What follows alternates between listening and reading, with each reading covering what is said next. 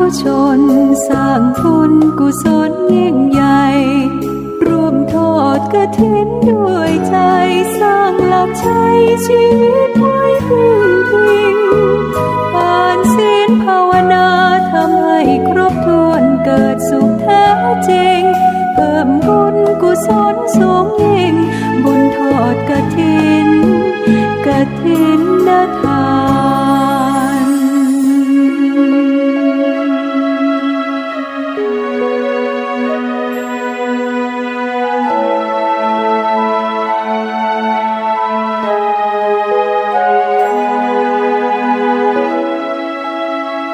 สร้างมนุษย์สมบัติสวรรค์สมบัตินิพพานสมบัติเพิ่มพูนศรัทธาปัญญาขจัดความตระหนี่ห่างไกลชีวาสร้างเหตุความร่ำรวยด้วยกฐินทานล้ำค่าสร้างเหตุปัจจัยด้วยศรัทธาด้วยปัญญารู้เห็นทำตามจริงขอเชิญสาธุชนสร้างบุญกุศลยิ่งใหญ่ร่วมทอดกฐินด้วยใจสร้างหลักชัยชีวิตไว้พึ่งพิงทานศีลภาวนาทำให้ครบถ้วนเกิดสุขแท้จริงเพิ่มบุญกุศลสูงยิ่งบุญทอดกฐิน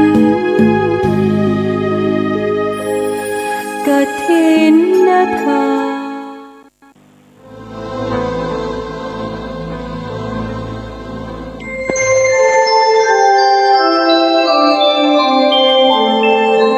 ขณะนี้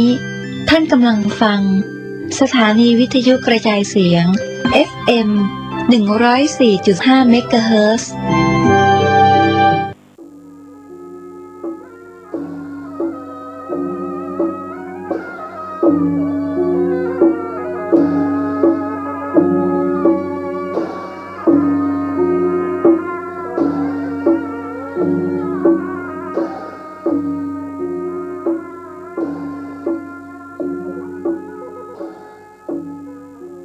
พ่อแม่พี่น้อง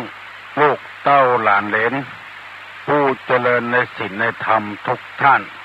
พร้อมกันนี้ขอยกมือ10 นิ้วกราบอาราธนาเอาคุณพระแก้วเจ้าทั้ง3คุณพระพุทธเจ้าพระธรรมเจ้าพระสังฆเจ้าบุญศีลบุญทานบุญภาวนาสิ่งศักดิ์สิทธิ์ทั้งหลายในสากลโลกนี้ได้มาปกปักรักษาต้านสาธุชนผู้รับฟังรายการเมื่อเจ้าวันนี้ทุกท่านขอให้หายจากโรคภัยไข้เจ็บขอให้หิมากาขึ้นมีโชคมีลาภได้ร่ำได้รวยเจริญด้วยอายุวรรณะสุขภละทุกท่านเทินท่านผู้ฟังทั้งหลายได้มีโอกาสมานั่งเล่าลั่งจ๋าเอาพระธรรมคำสอนในทางพระพุทธศาสนามาเล่าให้ท่านทั้งหลายฟังคงมีการทำบุญตักบาตรเช่นเดิมอยากจะรณรงค์เป่าประกาศให้กูวัดกูวากูบ้านกูจองทำบุญกันตลอดแล้งตลอดวาสาใส่บาตรญาติปกกันเพื่อให้เฮาทั้งหลายเข้าใกล้ชิดกับพระพุทธศาสนานักขึ้นไม่ว่าจะเป็นบ้านใดวัดใดใส่บาตรตลอดปีตลอดแล้งได้มีโอกาสได้อู้ได้จ๋าได้พอหน้าพอตากันก่อนที่จะดำเนินรายการนี้ขอเชิญพี่น้องลูกหลานเหลนทั้งหลายได้ไหว้พระกันก่อนเพื่อให้เกิดความเป็นสิริมงคลกับตัวไหว้คุณพระพุทธเจ้าพระธรรมพระสงฆ์ไหว้คุณพ่อไหว้คุณแม่พร้อมใจกันเน้อเตรียมตัวเน้ออะระหังสัมมาสัมพุทโธภควาพุทธังภวันตังอภิวาเทมิสวากขาโตภควตาธัมโม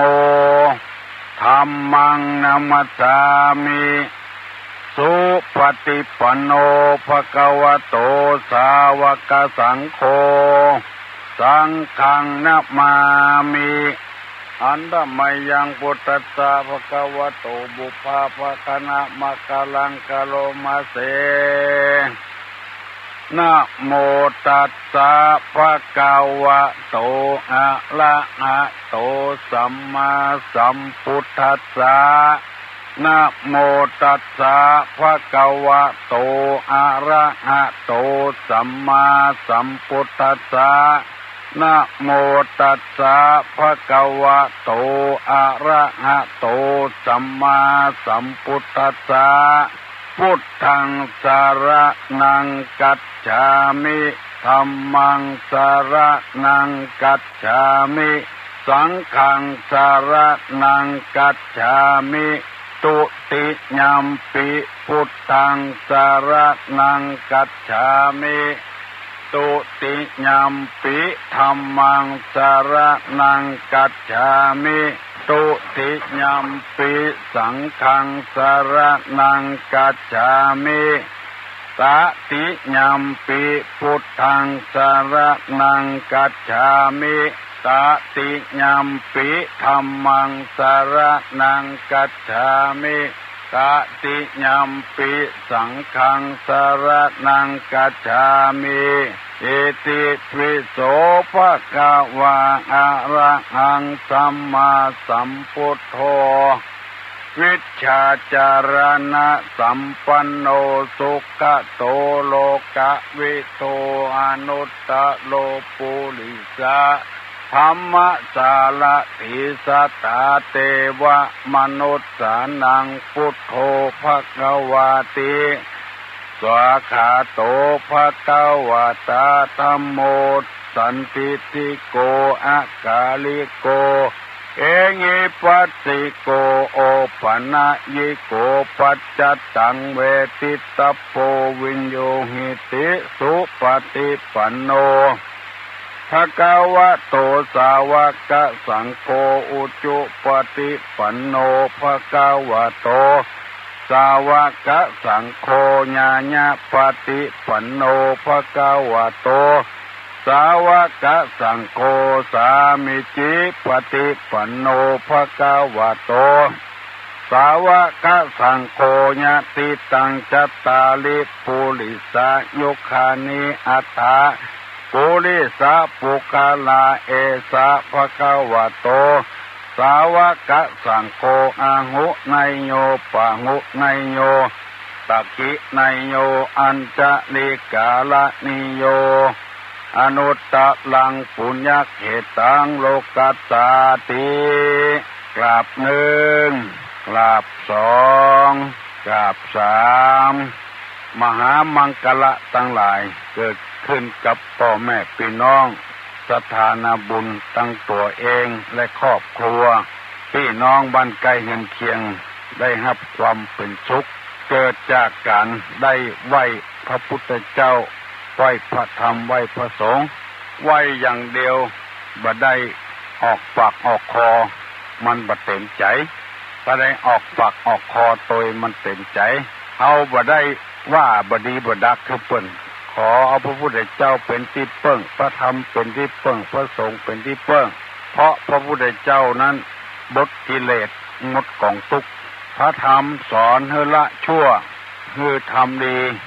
แล้วทำใจให้สะอาดผ่องใสพระสงฆ์เป็นสุปฏิปันโนปฏิบัติดีปฏิบัติชอบก็ยกย่องให้เป็นพระสงฆ์การไหว้นี้คือการปฏิบัติอย่างนี้เรียกว่าสัมมาคารวะการมีสัมมาคารวะนี่คือมีใจอ่อนน้อมปากอ่อนน้อมตัวอ่อนน้อมใจอ่อนน้อม ของอ่อนน้อมนี่มันแสดงถึงว่าเป็นคนที่มีจิตใจอ่อนโยนอ่อนหวานในธรรมหมวดสองที่ตุลงนำมาเสนอนั้นโสรจะคือความสงบเสงี่ยมบอกว่าไม่ยิงบอกว่าปัจจัยถ้ามีความสงบเสงี่ยมเจียมตัวแล้วมันน่าคบหาสมาคมมันน่าทัศนศึกษาน่าน่าคุยเป็นคนที่อ่อนน้อมถ่อมตัวมันรู้สึกว่าไปที่ไหนก็ เมื่อมีอันตรายทำอันทำให้เป็นคนงามดังได้อธิบายมาเมื่อวันก่อนๆว่าคนกางงามที่ใจใช่ใบหน้าคนจะสวยจัญญาใช่ตาหวานขันติคือความอดทนทำให้คนเป็นคนงามถึงชาตินี้งามถึงชาติหน้าครูบาอาจารย์ต่างๆที่ผ่านพ้นมาในบ้านเฮาเมืองเฮาก็มีครูบาเจ้าศรีวิจัยหลวงปู่แหวนและทำลายครูบาอาจารย์มีความอดทนในการนั่งป้อมเพ่งภาวนาในการปฏิบัติธรรมอดทนต่อคำวิพากษ์วิจารณ์อดได้กุอย่างและมีความสงบเสงี่ยมเลยมีชื่อมีเสียงเต้าประเดียวถึงต้านจะถึงมรณภาพไปแล้วเป็นเวลานานก็มีชื่อมีเสียงเต้าประเดียวคนที่มีความงามก็คือขันติกับโสรจะสงบเสงี่ยมเพราะฉะนั้นการไหว้พระเจ้าจึงเป็นการปฏิบัติธรรมอย่างหนึ่งทำให้คนงามมีใจงามใจเบิกบานใจบ่คุณบ่มัวที่นำมาเสนอคือพี่น้องทั้งหลายลูกหลานทั้งหลายฟังกูเจ้านี้มันเป็นผลดีหลายอย่างด้วยกันคือพอออกแม่ออกอยู่กับบ้านกับจองนี้บัดล่ำได้ศึกษาเล่าเรียนพระธรรมวินัยซึ่งมันเป็นเรื่องของทางจิตทางใจเลยเป็นคนกระด้างกระเดืองเป็นคนที่มกมุ่นอยู่ในอบายมุขจะสังเกตหันว่ามีงานหยังน้อยก็กินเหล้าเอาเหล้ามาสู้กันยังบ่พอทำบาปแถมอันหนึ่งเอาจีนเอาป่ามาสู้กันแถมทำอยู่เรื่อยๆบาปมันก็ปอดจิตปอดใจตัวเก่าเกิดมาตึงเตื้อบะมีมนุษยธรรมใจเหียบใจเหียบใจเหี้ยมใจโหดไปเนี่ยถ้าเราเอาธรรมมาฝุ่งอกฝุ่งใจมันจะดีขึ้นผัวก็ดีขึ้นเมียก็ดีขึ้นพ่อกาก็ดีขึ้นลูกกาก็ดีขึ้นเพราะเอาธรรมมาใส่อกใส่ใจบ้านใดมีศีลมีธรรมบ้านนั้นสงบเรียบร้อยบ้านใดคนมีศีลมีธรรมน้อยบ้านนั้นอยู่บ่ม่วนลักของกันจกของกันยืมแล้วก็บ่ซ้ายให้กันเพราะใจกระด้างกระเดื่องกันไล่ด่าไล่ตีไล่ฟันไล่แทงกันเพิ่นจะทำให้ม่วนตัวเองไปเซาะไล่บุกไล่ตีเพิ่นหมู่นี้เป็นต้นถ้าบ้านใด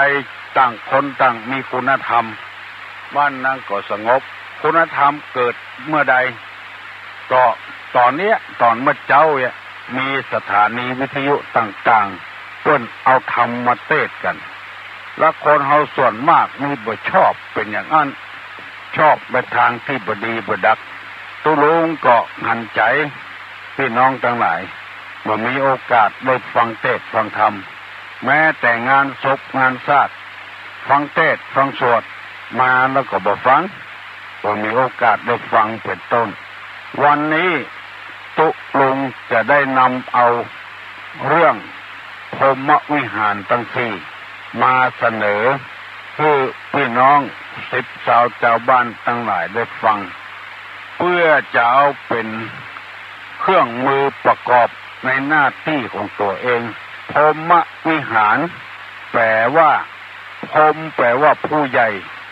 วิหารแปลว่าอยู่ที่อยู่ของผู้ใหญ่ทำที่ผู้ใหญ่ควรปฏิบัติเรียกว่าพรหมวิหารถ้าถามว่าพรหมวิหารคืออะไรอย่างทำเป็นที่อยู่ของผู้ใหญ่คำเดียวตุลุงจะถามทำเป็นที่อยู่ของผู้ใหญ่มี4 ข้อด้วยกัน1เมตตา2กรุณา3มุทิตา4อุเบกขาอันนี้เป็นธรรมของผู้ใหญ่คือหมายความว่าผู้ใดรู้ตัวว่าตนเป็นผู้ใหญ่คำว่าใหญ่นี้ไม่ใช่หมายถึงว่าใหญ่เพื่อกินข้าวตุยสูงล่ำสันไม่ใช่อย่างนั้นคือผู้ใหญ่นี้จะต้องเป็นคนที่มีเป็นผู้ปกครองคนพ่อปกครองลูกผัวปกครองเมีย ครูปกครองนักเรียนเจ้าอาวาสปกครองพระเนนเจ้าในวัดพ่อหลวงกำนันเป็นผู้ปกครองชาวบ้านเจ้าจองเมื่อรู้ตัวว่าเป็นผู้ปกครองแล้วเป็นผู้ใหญ่แล้วจำเป็นอย่างยิ่งที่จะต้องเอาธรรม4ประการนี้มาปฏิบัติถ้าเป็นผู้ใหญ่แล้วบ่ได้เอาธรรม4ข้อนี้มาปฏิบัติเป็นผู้ใหญ่ที่ดีบ่ได้เป็นพ่อดีบ่ได้เป็นแม่ดีบ่ได้เป็นผัวดีบ่ได้เป็นตู้หลวงดีบ่ได้เป็นผู้ใหญ่บ้านดีบ่ได้เป็นกำนันดีบ่ได้เป็นหัวหน้าคนงานดีบ่ได้เพราะว่าบ่ได้เอาธรรม4ประการนี้มาปฏิบัติตุลงจะนำมาเสนออันนี้เป็นศาสนธรรมในทางพระพุทธศาสนาคนใดรู้ตัวว่าเป็นผู้ใหญ่แล้วจะต้องมีเมตตาคำว่าเมตตานี่คือความฮักความเอ็นดูความสงสารเมตตานี่คือ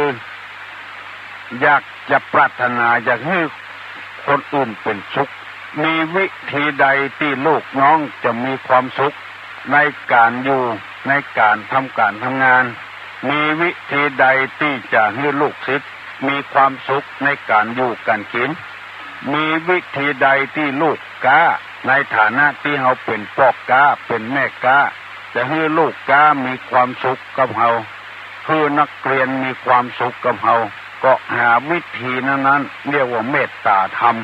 อันนี้เรียกว่าเมตตาอินดูสงสารเพราะเขาบ่รู้เขาจึงมาเฮียนกับเขามาอยู่กับเขาเพราะเขาใครรู้ถ้าเขารู้แล้วเขาบ่มาอยู่กับเขาเขามาเฮียนกับเขา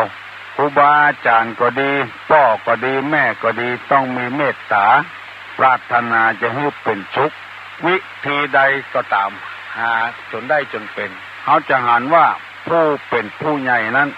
ลูกน้องอยู่โดยบ่ได้ลูกหญิงลูกชายลูกแท้อยู่โดยบ่ได้ลูกศิษย์อยู่โดยบ่ได้อยู่สักว่างสองว่างก็หนีเพราะว่าผู้ใหญ่บ่มีเมตตากับลูกศิษย์ลูกหาลูกกับต้องกับไส้จมแจ้งบนด่าวิธีใดที่เขาจะหนีออกไปได้มีนักเท่าใดก็หาวิธีจนได้จนเป็นจนคนทนอยู่บ่ได้หนีเพื่อคนเดียว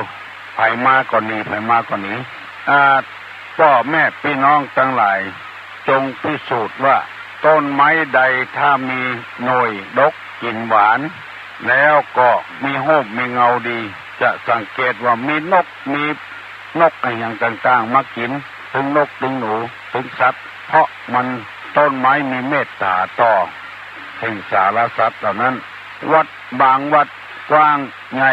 สถานักตุเจ้าอยู่ตนเดียวเพราะว่าตุเจ้าบ่มีเมตตาธรรมเอาเหี่ยคนเดียวได้เหี่ยคนเดียวลูกน้องบ่ได้โตยจะทำมาอย่างก็เล่าขวัญลูกน้องจังลูกน้องบ่มีเมตตาธรรมบ้านบางบ้านใหญ่โตละโหฐานลูกหลานบ่ใกล้เพราะว่าพ่อก็ดีแม่ก็ดีคนอยู่ในบ้านบ่มีเมตตาธรรมดูปอไผ่ปอมันตัวไผ่ตัวมันเรื่องพรหมิวิหารทั้งสี่คือพี่น้องทั้งหลายได้ยินได้ฟังขี้จิขี้ตนีขี้เหนียวบ่เอื้อเฟื้อเผื่อแผ่ไผ่บ่อินดูเขาตัวไผ่ตัวมันเพราะเขาเป็นผู้ใหญ่แล้วเขาบ่มีเมตตาธรรมบ่ตั้งใจให้ไผ่อยู่เย็นเป็นสุขมีอย่างเดียวอยู่ที่ไหนให้เพิ่นตุกที่หั่นเป็นลูกศิษย์ลูกหา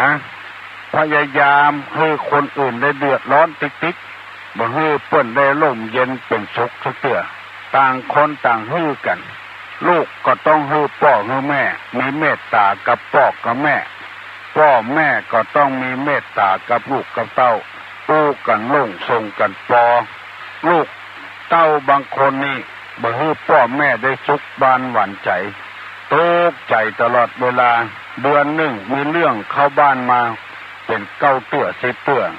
มันหากล้าหาศีลมาได้คนอันนี้ต้องมีกล้ามีศีลตัวกล้าของคนอยู่ที่ผลของงานคือเมตตาธรรมอินดูพ่ออินดูแม่อินดูครูบาอาจารย์ อินดูพระสงฆ์พระเจ้าบ้านบางบ้านตุเจ้าอยู่บดิษได้วาสาสองวาสากับป้ากันนี้ละ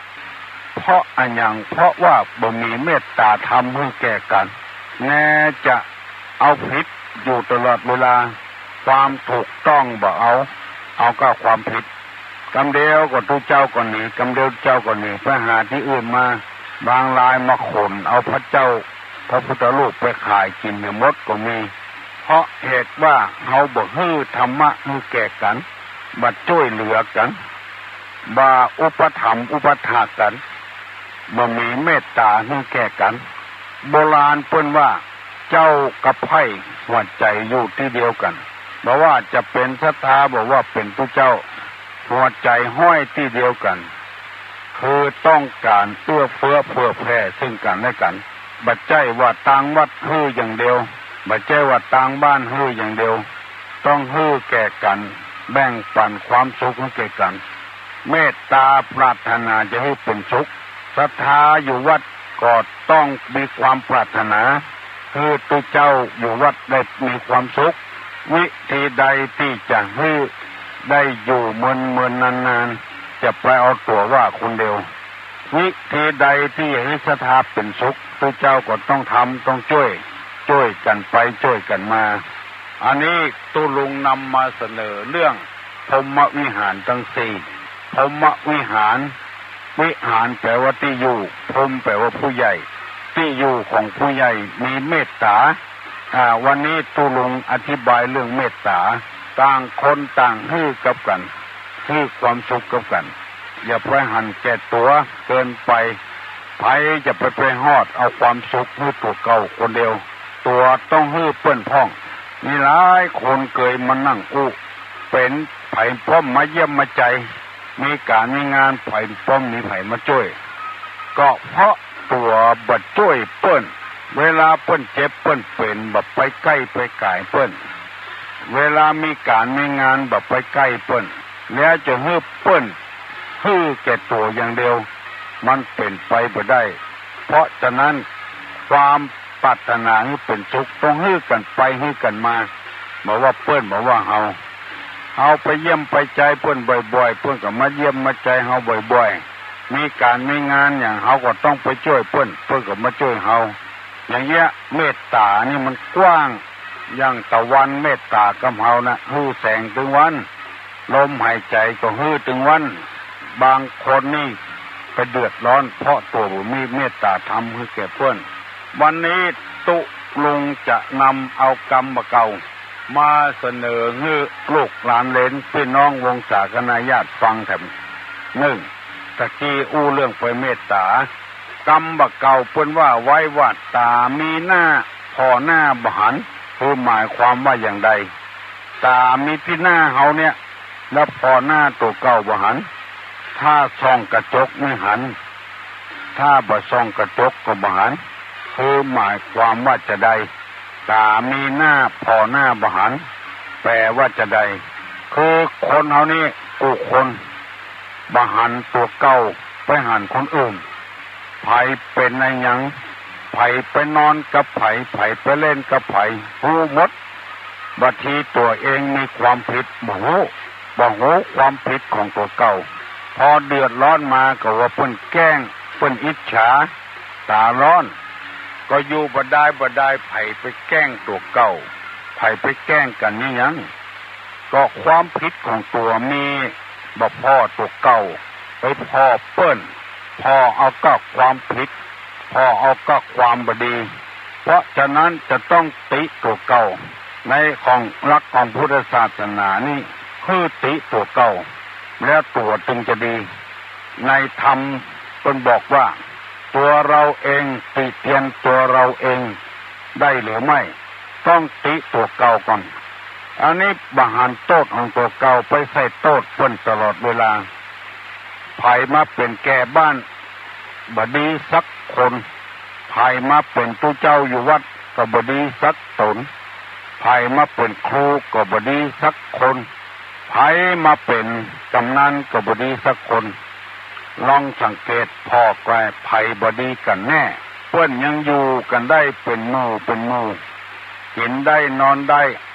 ม่วนอกม่วนใจกับกันตัวอยู่คนเดียวอยู่บ่ได้ว่าเปิ้นบ่ดี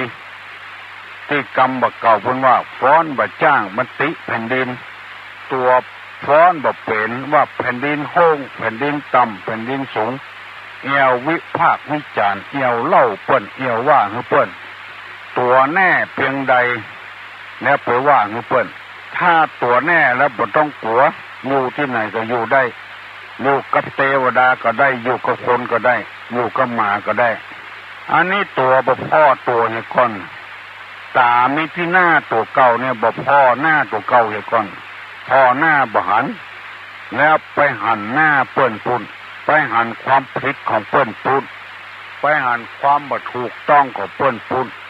พ่อตัวเนี่ยก่อนเป็นอันยังก็ตามเด้อทำไมผัวถึงบ่ดีเมียดีคนเดียวเป็นไปบ่ได้ทำไมเมียบ่ดีผัวดีคนเดียวเป็นไปบ่ได้ทำไมลูกจึงบ่รู้กรรมสั่งกรรมสอนของพ่อของแม่และตัวเองเราเป็นจะได้พ้องอันเนี้ยมันเป็นคำสอนในทางพระพุทธศาสนาต้องปรับปรุงตัวเก่าเนี่ยก่อนบางคนลูกเกิดมายังบ่เป็นนางสาวเถอะลูกเกิดมาจากเด็กหญิงไปเป็นนางแล้วเอาป่วยแล้วไปเดือดทุลูกเท้าความเดิมนี่พ้องตัวก็อย่างเดียวกันเน็ตเหลือลูกตัวเก่าก่อนอยากได้ลูกเป็นคนดีพันดีรู้กำพ่อกำแม่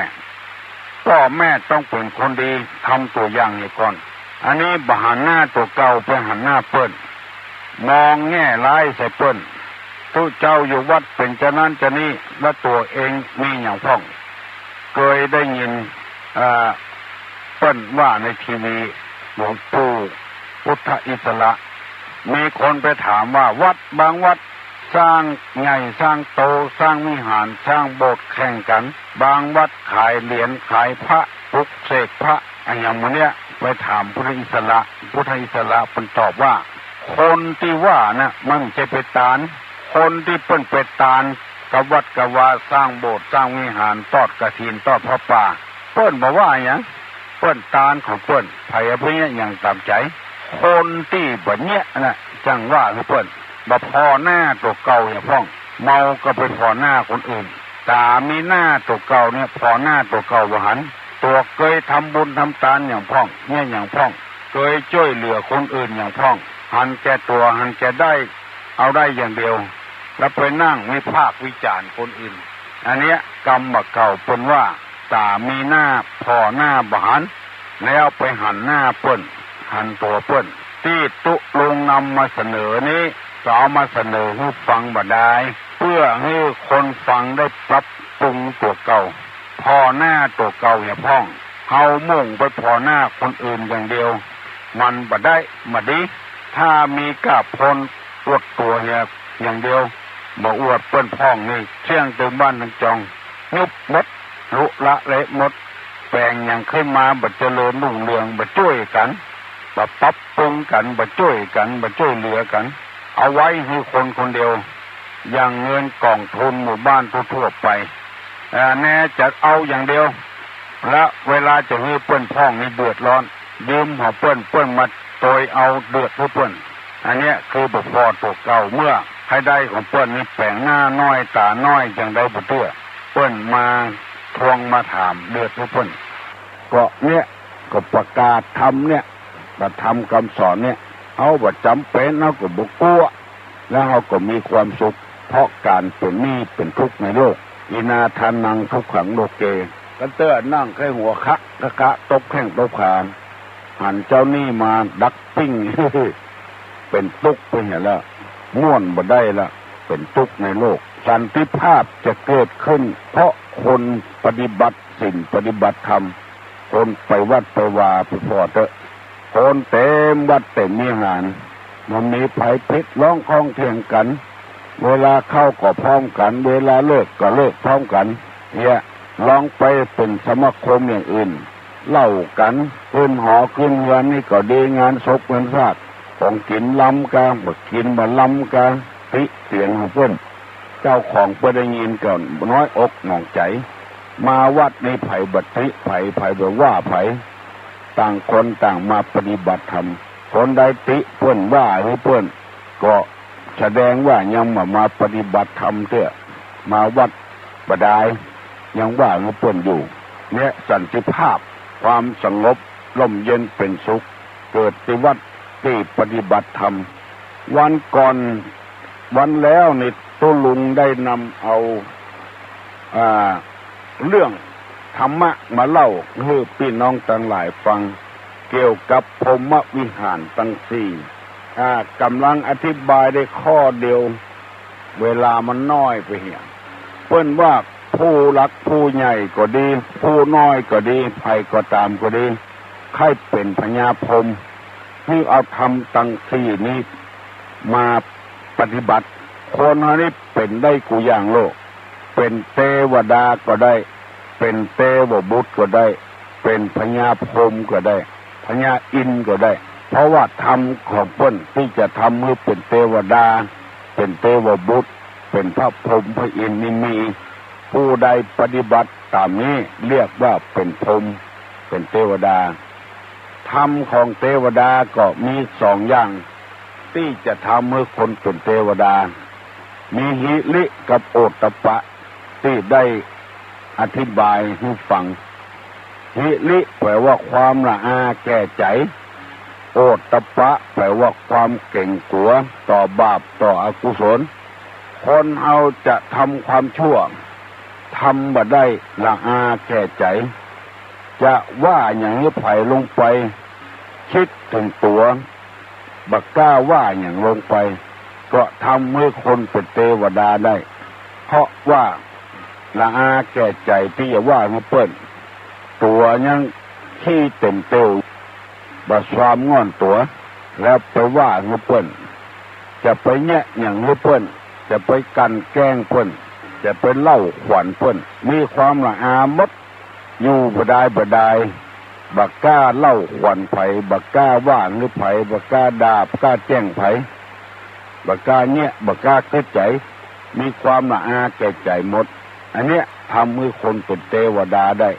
ไผสามารถปฏิบัติตามหลักนี้ได้ก็ชื่อว่าเป็นเทวดาละโอตตัปปะคือความเก่งกลัวต่อบาปกลัวต่ออกุศลกลัวต่อสารพัดอย่างกลัวเพิ่นเล่าหน้าจากขวัญเนี่ยอย่างกลัวพิษกลัวพลาดอันนี้ห้องว่าเป็นเทวดาได้เป็นเทวบุตรก็ได้บอกว่าปัจจัยมีเนี่ยคนเขาต้องเป็นได้หลายอย่างเป็นหมูก็ได้กินแล้วบอกไปไหนเขาก็ว่าไอ้หมูที่ค้านอย่างหมู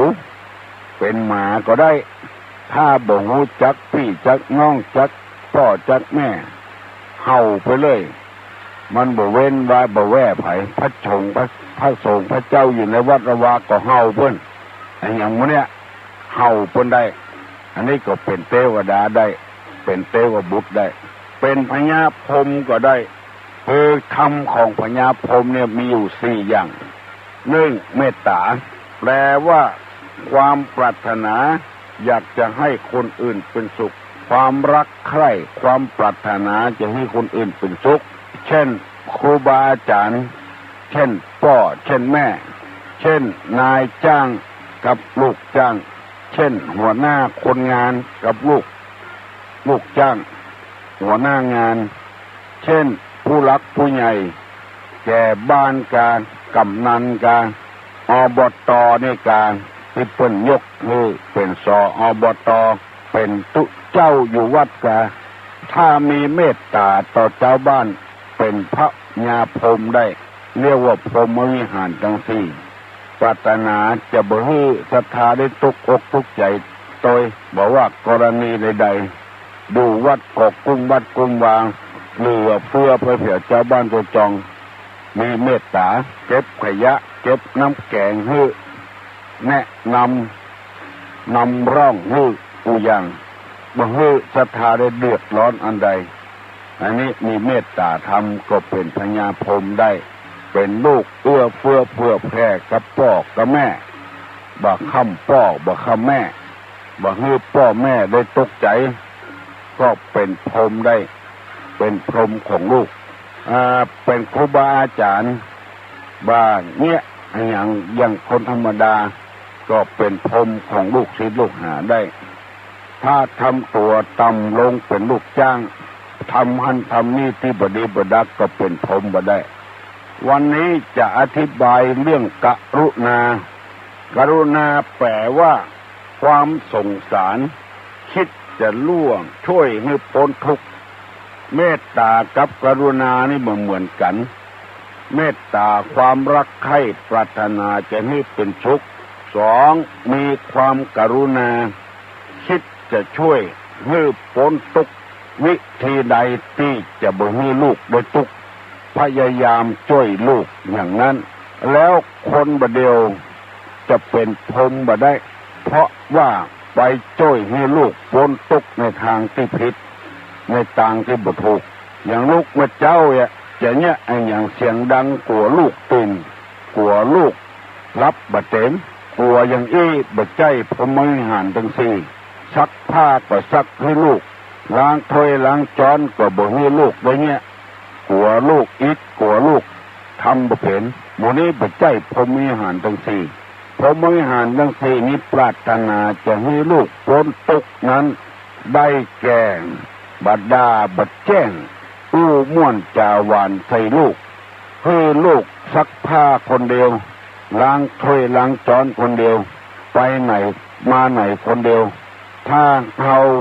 เนี่ยทั้งหมดอันนี้บ่ใจความสุขบ่ใจกรุณานี่ต้องสอนลูกโดยถ้าเป็นลูกพ่อใจก็สอนให้ห้ำให้เฮียนให้ทำการทำงานปลายหน้าเขาจะรู้สึกตัวเขาจะได้ทำเป็นบางเฮ้ยเนี่ยอย่างทุกอย่างนี้บ่ใจกรุณาสงสารเพื่อจะให้พ้นจากทุกข์ในอนาคตผลต้องใจเนี่ยการอยู่วัดก็ต้องใจให้ล้างถ้วยอย่างก็ให้คนงานเนี่ยอยู่หมดละอ่อนมันขี้ค้านอนาคตคุณมันเนี่ยอย่างบ่เป็นละใจให้กวาดวัดใจให้ซักผ้าครูบาอาจารย์พ่องซักผ้าตัวเก่าพ่องใจเตอะเบื้องเมื่อละอ่อนได้มีความสุขในเบื้องต้นต่อไปข้างหน้าละอ่อนมันจ้างมันเป็นหมดละอ่อนบ่เดียวอายุ10ปลายละ17 18แล้วเนี่ยกินจ้างอย่างเดียวก็ต้มไข่ตำน้ำพริกก็บ่จ้างดังไฟก็บ่จ้างเพราะพ่อแม่ให้กรุณาในทางที่ผิดบัดใจให้ลูกเนี่ยกันแล้วอนาคตนี่ถ้าเฮาหมดบุญไปแล้วว่าเวตาเตละบ่รู้จะเนี่ยจะใดละอันนี้เป็นกรรมลากเนี่ยสอนละอ่อนให้สอนตัวทำให้พ่อตัวเพราะว่าตู้ลุงเอาตัวรอดมาได้ก็เพราะว่าพ่อแม่มีความกรุณาสารใช้หัวมูก็ได้พ่อมาสอนมาน้อยๆสารแทะก็ได้สารโกยสลับก็ได้เนี่ยกินก็ได้ทำอาหารการกินซักผ้าซักตัวได้หมดเพราะว่าพ่อแม่มีความกรุณา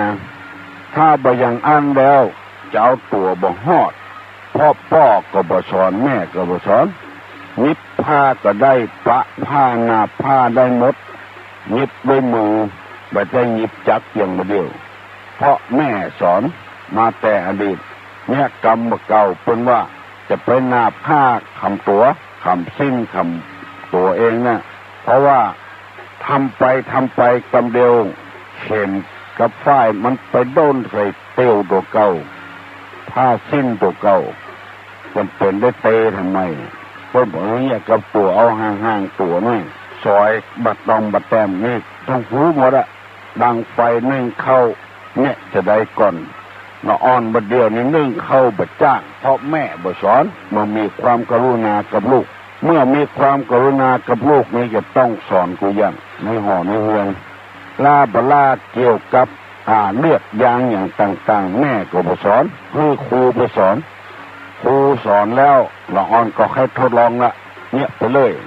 เอาลูกใส่กล่องพ่องเอาพวกขว้างนั่นขว้างนี่สารพัดอย่าง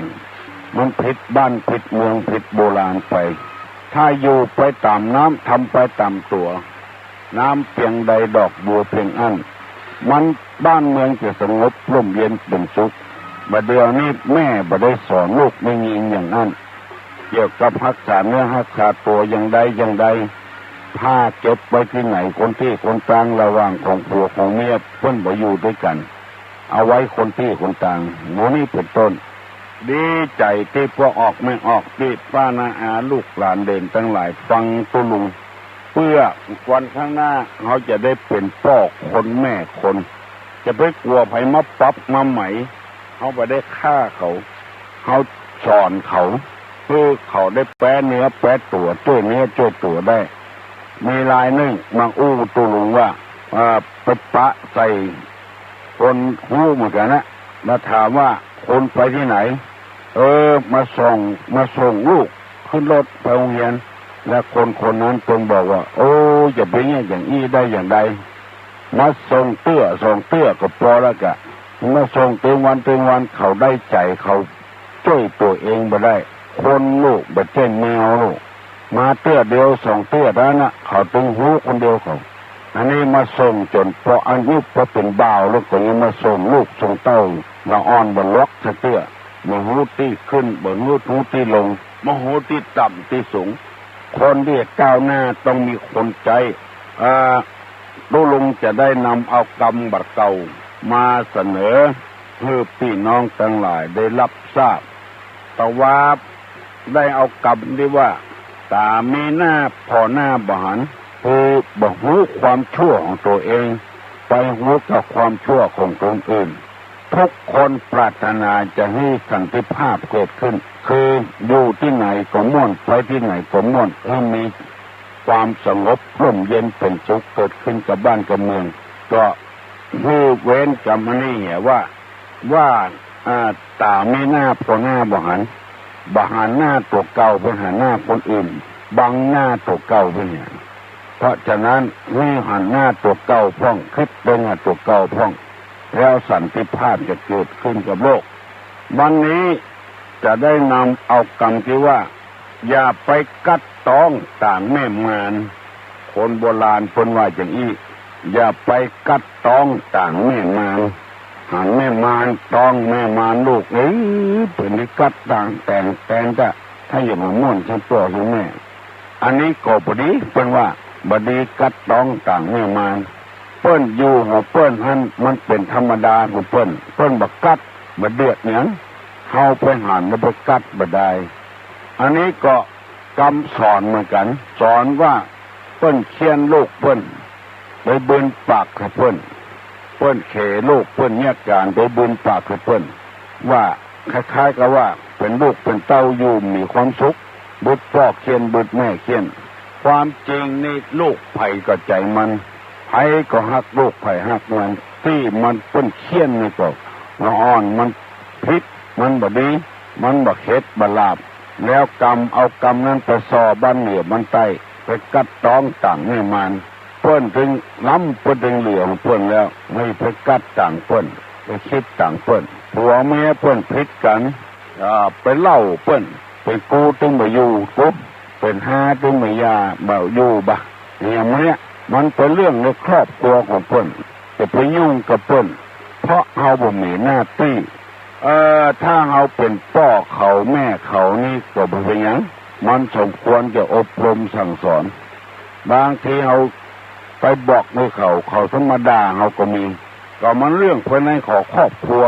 ไปเกี่ยวข้องกันอย่างอันนี้ก็คือกัดต้องต่างแม่มารมีละอ่อนคนหนึ่งเป็นแม่หญิงไปเรียนพยาบาลเกี่ยวกับช่วยเหลือคนประสบอุบัติเหตุเนี่ยพออบรมมาแล้วติ้วกระเป๋ายามาโดยไปหั่นใส่ปกประจายคนหนึ่งก้มอยู่ข้างกลางนั้นก็นึกว่าประจายคนนั้นเป็นลมดึงเพิ่นขึ้นไอ้นั้นก็บอกว่าอย่างปล่อยมันดึงเพิ่นขึ้นแล้วเอายาดมแวดหูดัง7หูดัง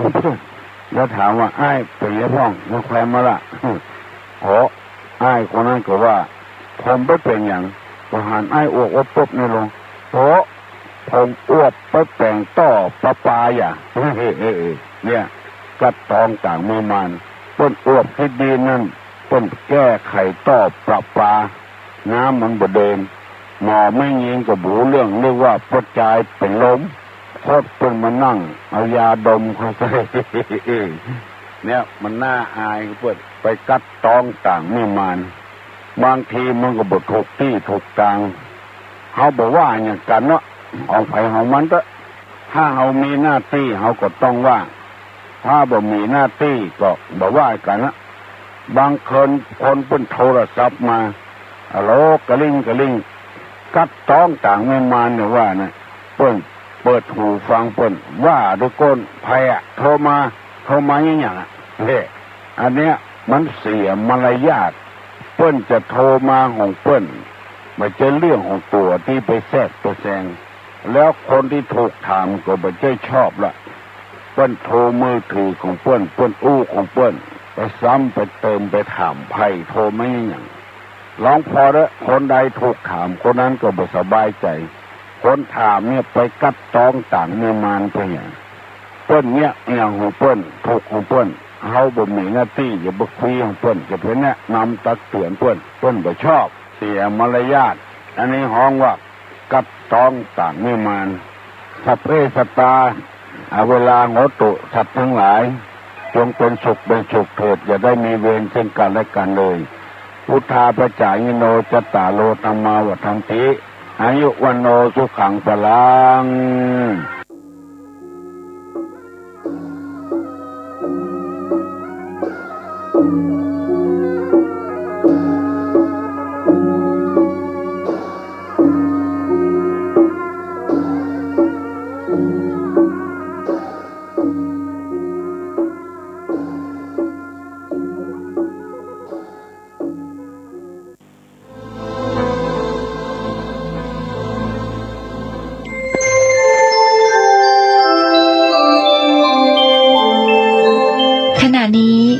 ท่านกำลังฟัง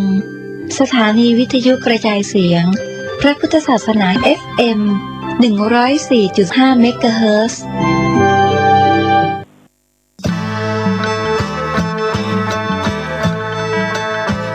ออกพรรษาถวายผ้ากฐินทานสืบสารพุทธประเพณี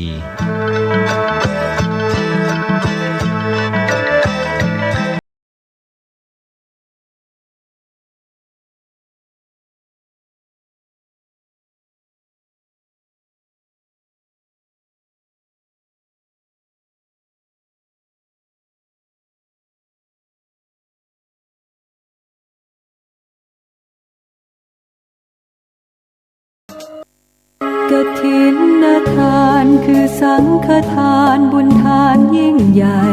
1 เดือนท่านกำหนดไว้นับตั้งแต่วันออกพรรษาถึงขึ้น15 ค่ำเดือน 12สิ้นสุดเวลาเป็นการละทานล้ำค่าสืบทอดนานมาแต่ครั้งพุทธกาลขอเชิญชาวพุทธร่วมใจกันทำบุญทอดกฐินบำรุงพระสงฆ์ผู้ทรงศีลทำรงพุทธศาสตร์ยืนนานล้อมรวมศรัทธาเพิ่มพูนกุศลบุญทานต่อยอดประเพณียาวนานทอดกฐินทานตามกาลเวลาสร้างมนุษย์สมบัติสวรรค์สมบัตินิพพานสมบัติเพิ่มพูนศรัทธาปัญญาขจัดความตระหนี่ห่างไกลชีวาสร้างเหตุความร่ำรวยด้วยกฐินทานล้ำค่าสร้างเหตุปัจจัยด้วยศรัทธาด้วยปัญญารู้เห็นทำตามจริงขอเชิญสาธุชนสร้างบุญกุศลยิ่งใหญ่ร่วมทอดกฐินด้วยใจสร้างหลักชัยชีวิตไว้พึ่งพิงผ่านศีลภาวนาทำให้ครบถ้วนเกิดสุขแท้จริงเพิ่มบุญกุศลสูงยิ่งบุญทอดกฐินทาน